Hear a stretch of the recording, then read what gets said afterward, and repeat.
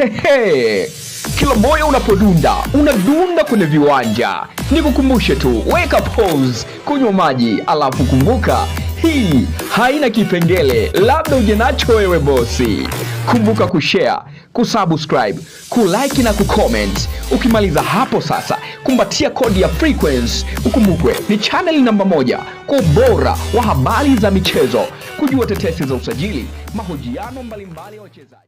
Bwana, huyu mwamba, kama unafuatilia AFCON vizuri, katika mechi ya Mali dhidi ya Zambia utakuwa unamfahamu vizuri sana. Namba 11 ambayo nadhani best inafaa sana kwa matumizi ya pale Jangwani. Huyo ni mwamba ambaye kiwango chake ni kizuri, lakini ubora wake ni mzuri pia. Ana performance ambayo ina maelekezo mazuri, lakini pia ana kiwango ambacho ni kizuri zaidi. Huyo mwamba bwana, jina lake tulilitafuta baada ya Young Africans kuwa amegonga hodi tukamfahamu. Anafanana na namba 10 ile ambayo ipo Young Africans jina, lakini mataifa ni tofauti. Yeye anatokea Mali, yule anatokea Ivory Coast.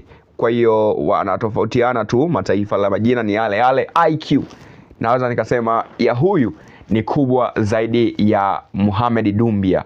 Yes, huyu jamaa bwana, kiwango chake ni kikubwa sana. Mamadou Doumbia, ujue kuna tofauti hapo. Kuna Mohamed Doumbia na Mamadou Doumbia.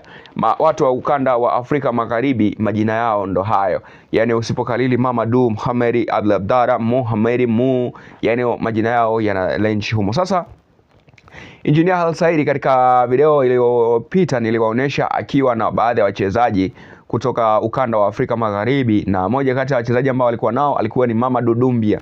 Sasa alikuwa ameshika naye jezi, watu wakasema kwamba wana brand tu team, lakini sio.